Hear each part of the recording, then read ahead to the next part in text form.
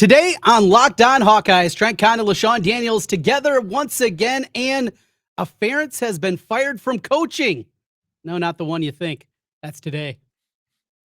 Our Locked On Hawkeyes, your daily podcast on the Iowa Hawkeyes. Part of the Locked On Podcast Network, your team every day.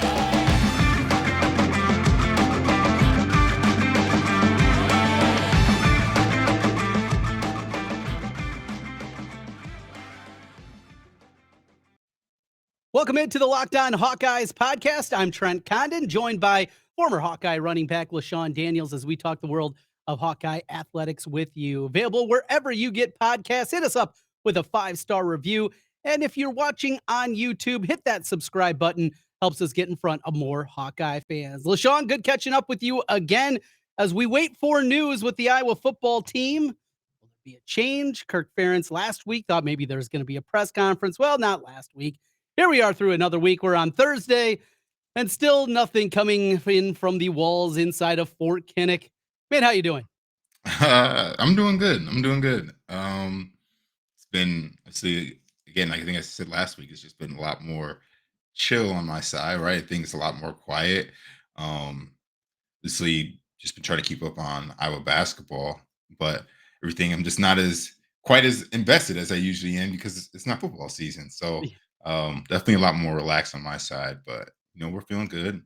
Anytime you get to hop on the pod and talk Hawkeyes, it's always a good time. We're going to talk a little basketball. Iowa with a big matchup with Ohio State coming up over the weekend. The Buckeyes are reeling right now. Lost a bunch of games in a row, but they've all been single-digit games that could have gone either way, including last night.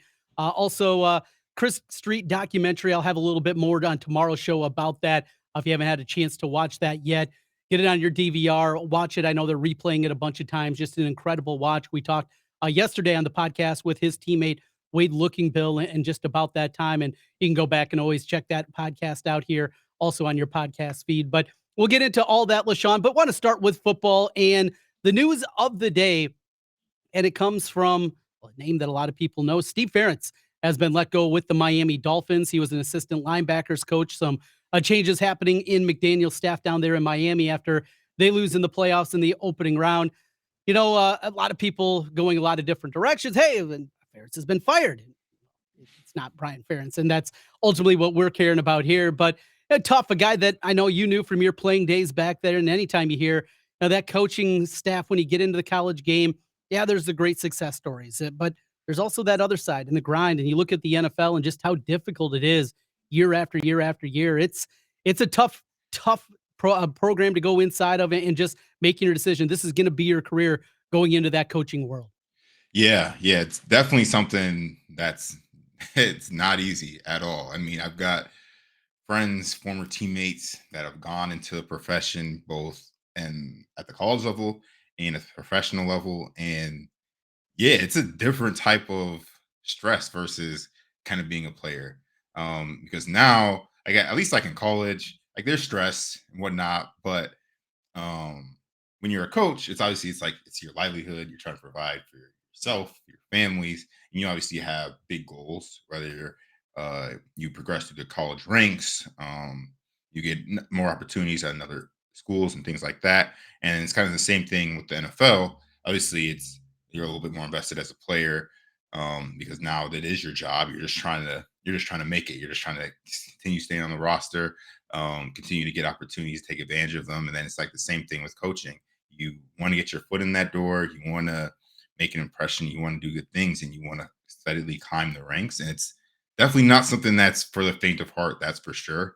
And because especially the amount of hours that those guys are putting in week in and week out and throughout the entire season, it's definitely a different kind of grind for sure. And obviously it takes a special kind of person to want to go into that and to actually have success in being able to coach at those levels. You are helping out on the side. You're coaching high school football. You ever get the itch? I mean, you see those guys early on, you're a grad assistant, you're making peanuts. There's no sure thing. You look at some guys. In fact, I just had a question the other day. There was a assistant coach on Drake basketball here on the staff under Dr. Tom and Keno. And somebody asked me, what happened to this assistant? I looked it up, and he's coaching some NAIA school in Memphis, at 50 years old, and who knows, financially what that is. Yeah, there's a great success. You look at NFL coaches and you look at college coaches and the money that they're making when you get to that spot, but it's a grind and there's no guarantees that you're going to get there. You ever get the edge to go back and give it a shot at the collegiate level? You got a pretty good gig going though right now. Yeah. So funny thing you actually mentioned that. So my dad's always talking to me about coach. Obviously, the spot I'm in right now, the job I'm in right now is pretty good, right? Working at EA Sports is pretty good. But he's always we have our in the group chat and whatnot, and we're always talking football and stuff and whatnot. And he's always like, "You need to get into coaching, this and that, blah blah blah, all types of stuff." And then he's like, because obviously, and my dad and Fickle were teammates in college, and he was like, "Hey, if you need me to, hit him up or whatever, and you want to go coach, like I can slide you his number." And I mean, it was something I did consider. I mean, honestly, I still do consider it every now and again, just because I do love football and I just love kind of being in that environment and basically spreading the knowledge that I have gained and developed over the years and spreading it to other people to try to help them out. Something I've definitely considered. But I don't know. The fact that right now, like I'm at the house, like I have a little one, I have a 4-year-old. So it's like going into that route, like maybe like if I wouldn't have had any kids, right? Like I was probably something I'd probably be more willing to go into.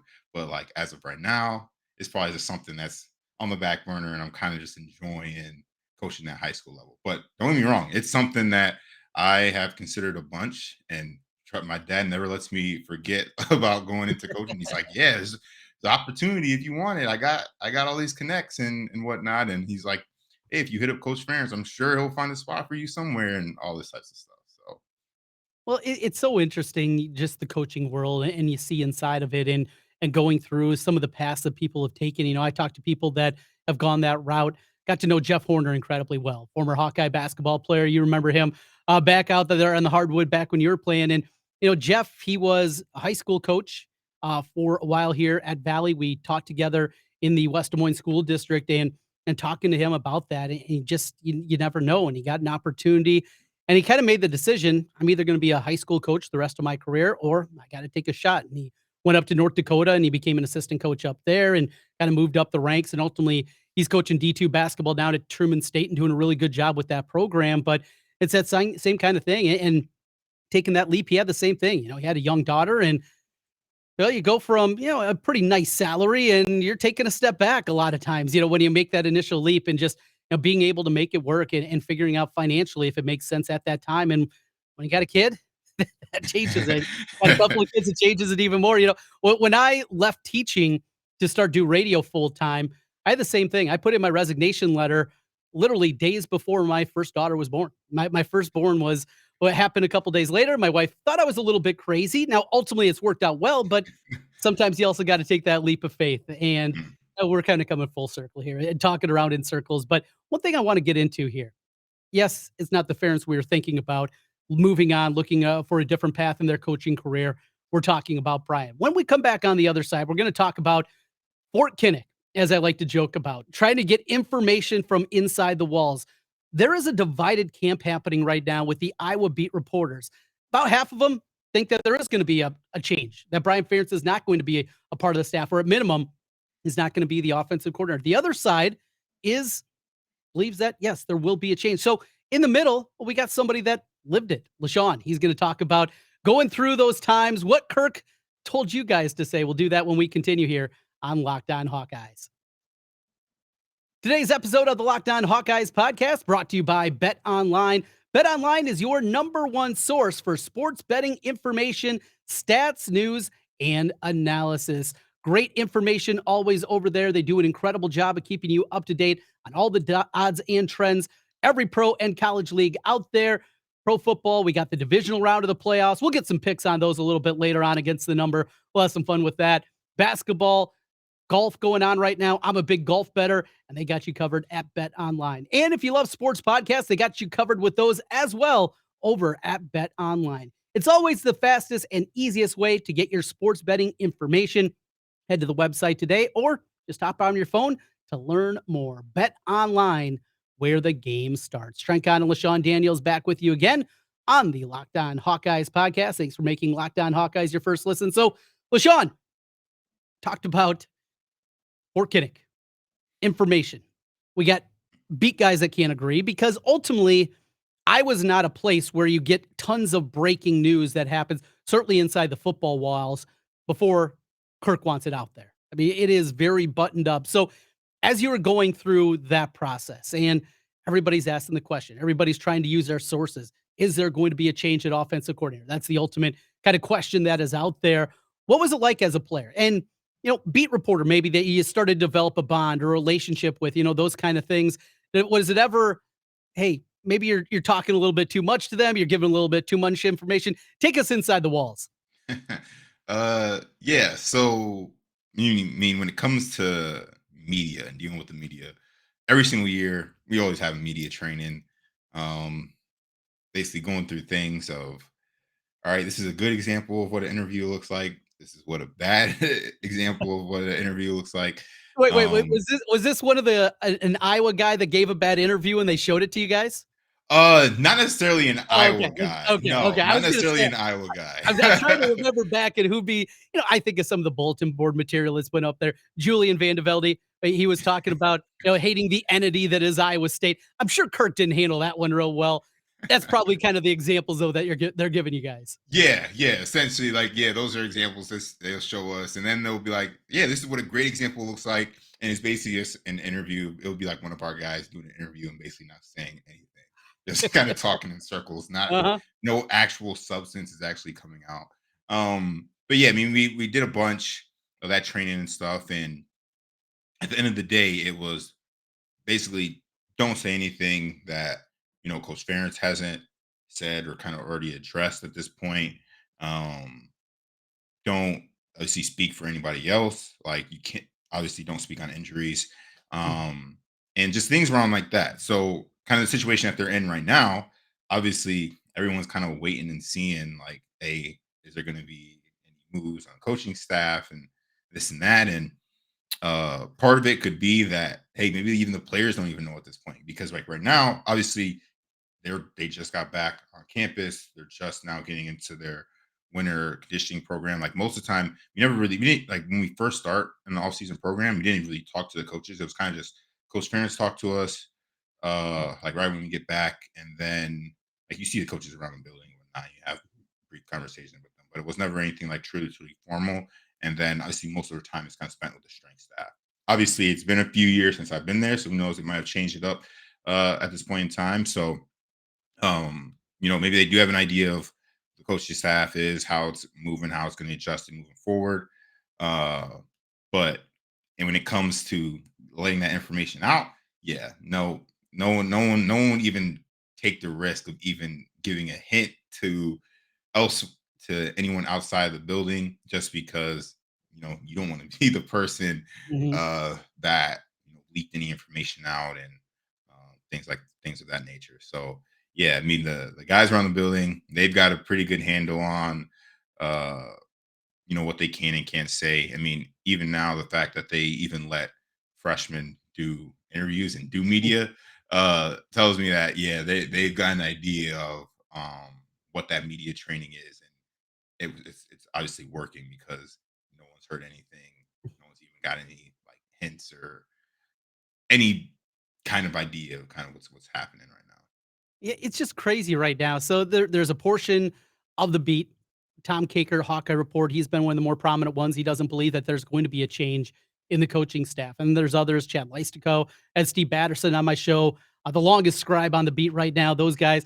And there's the other faction, David Eichel to 24/7. They believe that there is still going to be a change to the happening. And it shows you that nobody really knows because if somebody really know, we would probably be able to hear a little bit more, but that shows you just that buttoned up nature of the Iowa football program and what you're dealing with on that basis. And until Kirk wants people to know, people aren't going to know. And that training certainly is a big part of that. As we wait, the NFL still making moves. There's still 8 teams obviously remaining, and we got the divisional games coming up this weekend. But with that being said, is I was behind compared to the rest of college football. Clemson's made a move, and you look at other teams that have made those moves at offensive coordinator and the like. Do you believe Iowa's falling behind in this way? If it turns out ultimately there is a change and it happens a week from now, 2 weeks from now, whatever it turns out to be, it'll be before spring practice. It'll be before, the guys are out there. But is this something that is leaving Iowa behind, or is it just a timeline that Kirk ultimately just believes in? So it's a great question. Honestly, I think it's partially both. Um, Definitely, Coach Ferentz isn't going to rush into any decision regarding his staff at any point in time. He never has, never will, as long as he's running the program. Right? It's going to move kind of on his tempo, essentially. Even when things aren't going great, it's still going to move kind of on his tempo.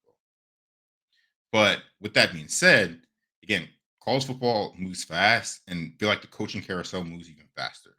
And you get out of the season, and a bunch of different teams are making changes on their staff, and people are getting interviews and getting hired pretty quickly. And some of the best talent, especially like those young, talented assistant coaches that end up growing into coordinators or growing into head coaches, those guys they're not in the job market for very long. It's like, they're there, and then next thing you know, they're gone.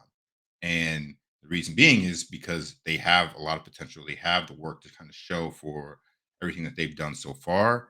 And when you're kind of slow to move to that, I feel like you miss out on some of that top tier talent that you may be, yearning for, looking for your program. So I do think it's partially of both, of the fact that, hey, Coach Ferentz isn't going to move as fast as some of these other places. He's not going to make any haste decisions. But that said, you don't want to move too slowly, because again, a bunch of people that you're looking for to add on your staff, a lot of that top talent is already moving on to um, different teams, different universities. It is nice though that see the NFL, they did get that extra week a few years back, and so that did push things a little bit later. So if you are looking to scoop some NFL talent, and as teams make decisions over the next, basically through the Super Bowl, for coaches and staffs and things like that, you still do have opportunity there. But again, a bunch of the opportunities, a bunch of the coaches that you're looking for to get into your staff, they are making moves quickly, and we've seen it a bunch.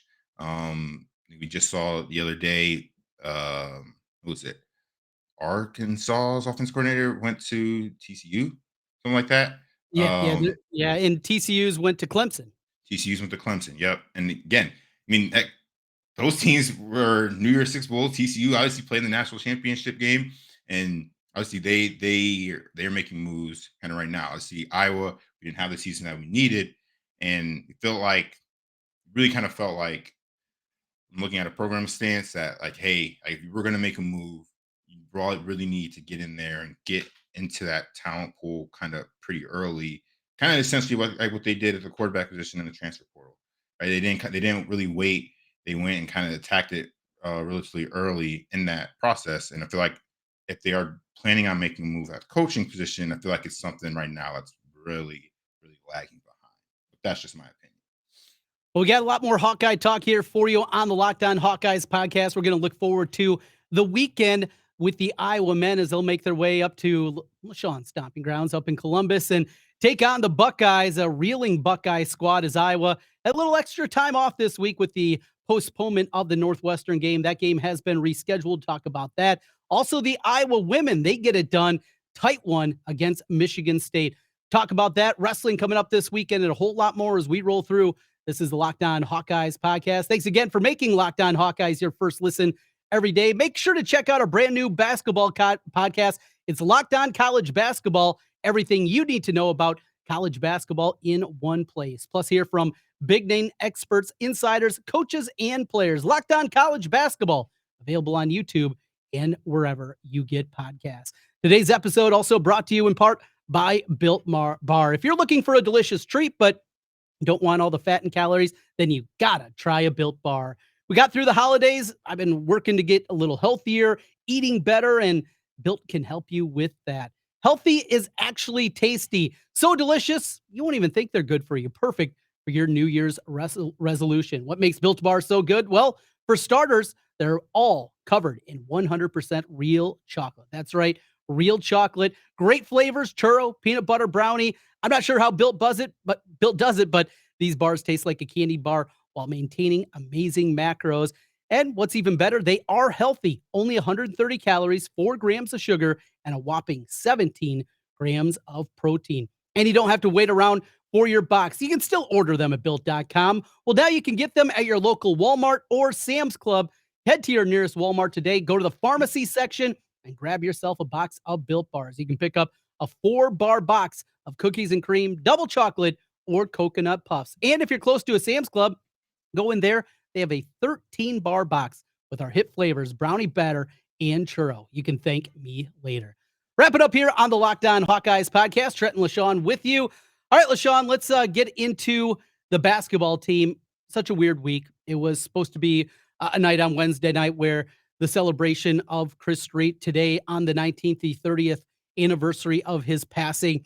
I was in middle school at the time. Absolutely devastating.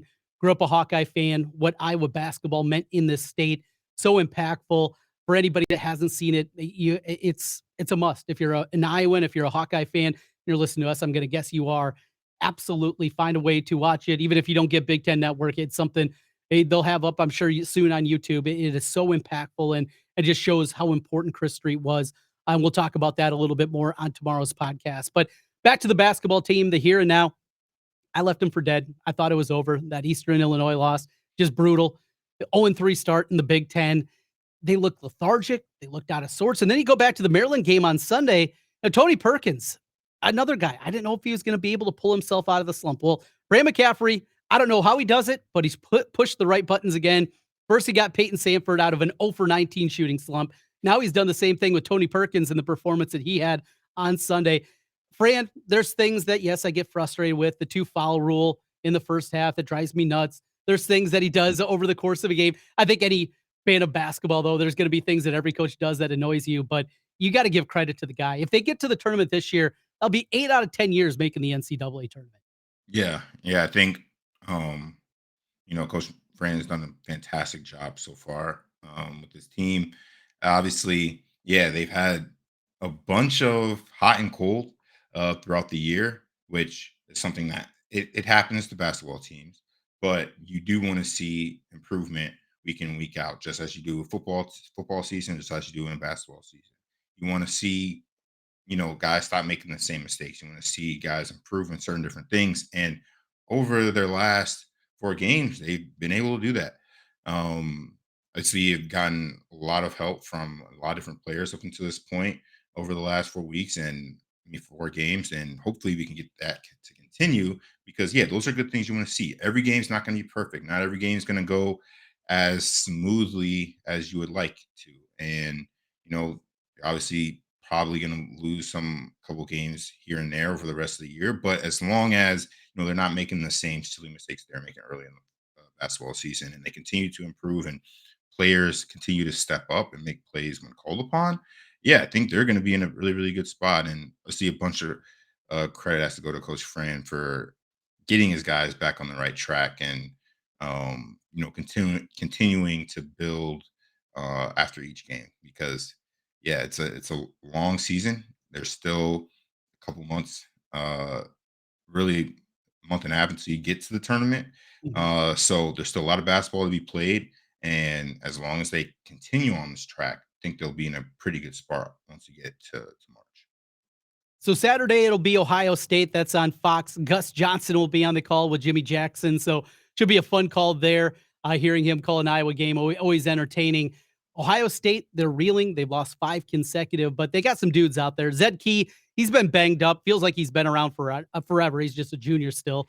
Just a crazy environment that is college basketball. But they got a freshman, Bryce Sensabaugh, shooting the ball incredibly well. Is shooting 46% from downtown. He's thick. He's like 6'6", 235. He is a tough handle for anybody.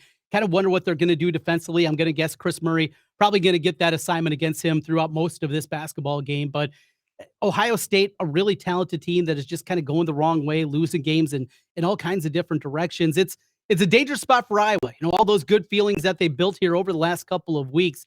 This is a team that's going to come in pissed off, probably inspired, ready to go. Hawkeyes are going to have to strap it on in this one. Yeah, they're gonna have to. Like you said, Ohio State has not been in a great spot. I mean, I think they've lost what last five Mhm. games they've played. Yeah, which hey, hey, again, if you're trying to get yourself in the spot to let's see make a run and get into this point of the season, especially as you get to the end of January, five straight losses is in a good spot to be in. And obviously they're playing at home after two road games back to back, and they're looking to kind of turn these things around. And again, as you said, I was feeling good. They won some really great games over their streak, but they can't go in there and just expect just because Ohio State's been kind of falling off, they're just going to kind of walk in there and expect a victory, which I know they won't do. But it's just one of those things. Hey, this is a team that's going to be battling. They're battling for tournament life kind of right now. And Iowa has to really kind of put that away for them. Don't let the momentum get on their side. Obviously, playing at home, they're going to have the fans. It's going to be a good environment to be in. So obviously, they just got to make sure that you can keep your composure. You don't press too much, and you just play your game. And if Iowa can do that, they should be able to walk out with the victory. But you never know. You never know in college basketball. And they were able to do that a year ago. They went up to Columbus. They had to have that game move around because Iowa wasn't able to get there because they had a plane issue, and then the weather made it incredibly difficult. They went in there though and took the Buckeyes' best shot, and they won that game 75-62. Big performance out of Keegan Murray in that one. Gonna have to have Chris step up in a big way. He had a big shot in that game. Obviously, he is the focal point of this team because it doesn't get any easier after that. After the road trip to Columbus, then they go to the Zone. That's right. Make their way to the Breslin Center and Michigan State. Place has been a house of horrors for Iowa basketball. Oh, really, for the last 30 years, dating back to the first game back after the passing of Chris Street when Iowa had the comeback victory in that one. So that's what's on tap for Iowa coming up this week. Saturday, Ohio State, and then next Thursday against Michigan State. Speaking of Sparty, the Iowa women found a way to get it done last night as they picked them off in overtime. Caitlin Clark nearly had a triple-double. She was doing her thing. Cesano, she was outstanding. But outside of that, a lot of just rough moments in there. But if you're going to win a regular season crown in basketball, men's or women's, it doesn't matter. Those are the kind of games you have to win. They didn't play their best, didn't shoot it real well. It was a clunky performance, yet to gut out a road victory against an okay Michigan State team. I think that says a lot about this women's program.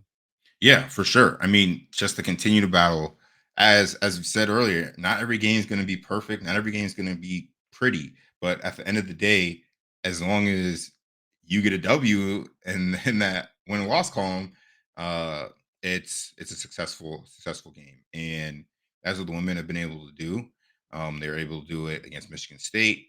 Coming up here, obviously they're going to have to play a lot better to beat an undefeated Ohio State team who's really their women has just been dominating the entire basketball season. I want to say like 14 or 13 or 14 out of their 18 games they've won so far have been by double digits. So yeah, that's not going to be a tough matchup. Not going to be the easiest matchup. I mean, obviously everyone's going to have to play better.